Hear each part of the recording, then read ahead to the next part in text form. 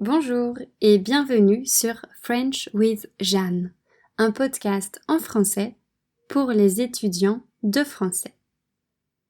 Dans tous les épisodes précédents, je vous parlais de mon amour pour les langues et pour les voyages. Aujourd'hui, je voudrais vous parler de mes expériences de vie à l'étranger. C'est parti! L'étranger est quelque chose qui m'a toujours attirée. Je suis très curieuse de savoir à quoi ressemble la vie dans les différents pays du monde. C'est pourquoi j'ai rapidement eu envie de faire cette expérience. Au total, j'ai habité dans 4 pays différents. La France, bien sûr, puis la Pologne, le Vietnam et enfin les Philippines. La France est mon pays d'origine. J'ai grandi là-bas. Naturellement, c'est un pays que j'aime beaucoup. J'associe la France à ma famille, à mon enfance, à mes amis, aux vacances et aussi à la nourriture. Ah, la nourriture, c'est central en France. J'adore manger du pain frais, croquer dans un croissant chaud, choisir un dessert au restaurant, goûter des fromages, boire du vin blanc. En fait, tout ça représente plus que la nourriture. C'est un style de vie. Manger est un moment de réunion où tout le monde se met à table et discute. C'est très chaleureux et ça peut durer des heures. Inviter des gens à manger et cuisiner pour eux est comme une marque d'amitié, car c'est beaucoup plus de travail que d'aller au restaurant. Bon, en France, j'aime aussi la place donnée à la culture.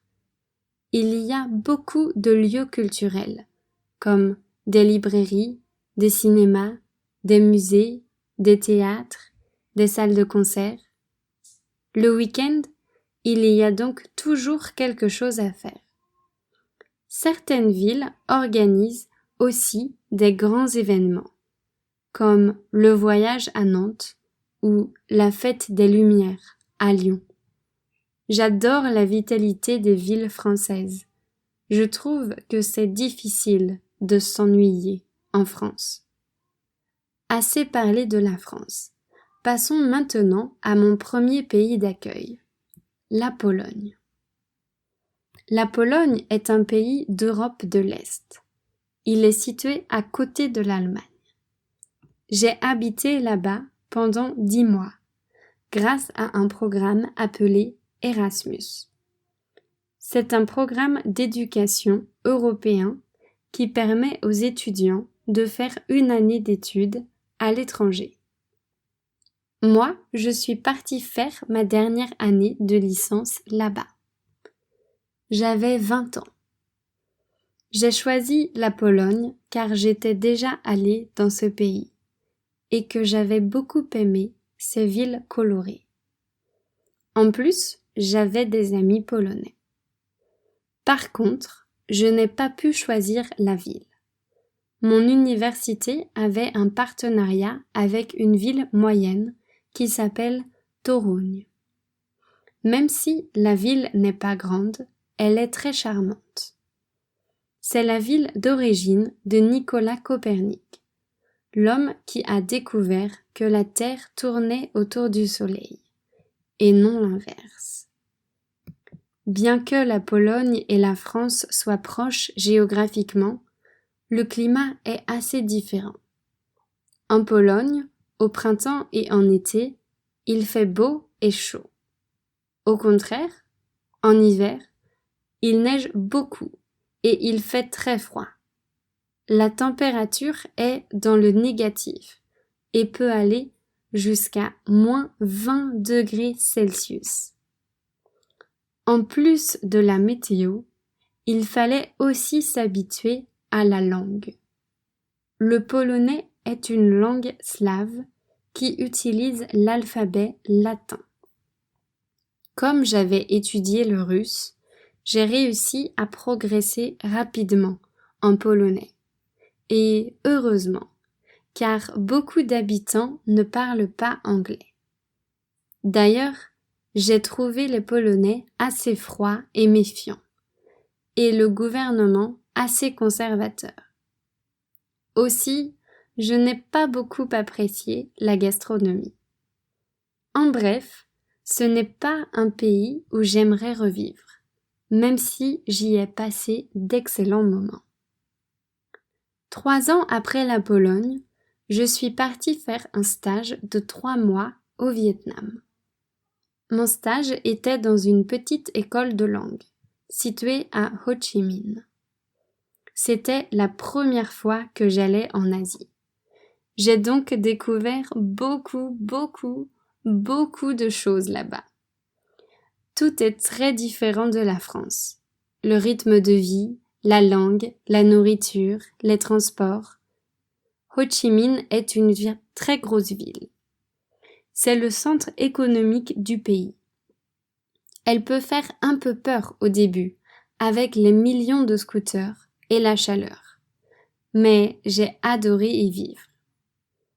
J'ai eu de la chance car je suis devenue amie avec un Vietnamien qui m'a fait visiter la ville et qui m'a initiée à sa culture. Grâce à lui, j'ai découvert la gastronomie locale, que j'ai adorée. La cuisine vietnamienne est saine, avec beaucoup de légumes, d'herbes et de fruits exotiques. Elle est épicée, mais pas trop pimentée. Heureusement pour moi, parce que je suis allergique au piment. Le pays était en plein développement quand j'y suis allée. Je crois que la ville a beaucoup changé depuis. J'étais fascinée par tous ces scooters et motos. Il y en a vraiment beaucoup. Ce qui est bien, c'est qu'ils ne roulent pas trop vite. Pour traverser la rue, il faut donc marcher lentement pour que les conducteurs vous prennent en compte dans leur trajectoire et vous évitent. En tout cas, j'ai été tellement charmée par le Vietnam que l'année suivante, je suis revenue en Asie du Sud-Est, mais aux Philippines cette fois. Ah, les Philippines, ce pays d'Asie si particulier. Les Philippines, ce sont en fait plus de 7000 îles et environ 150 langues. C'est un mélange entre les cultures asiatiques et occidentales. À cause des colonisations espagnoles et américaines, les Philippines est le seul pays d'Asie où la religion chrétienne est majoritaire. Elle représente plus de 85% de la population. Les langues locales ont été influencées par l'espagnol. En conséquence, des mots espagnols font maintenant partie intégrante de la langue officielle, le tagalog. Les Philippines est un pays dont je pourrais vous parler pendant des heures. J'ai habité là-bas 2 ans et j'ai une opinion mitigée sur ce pays.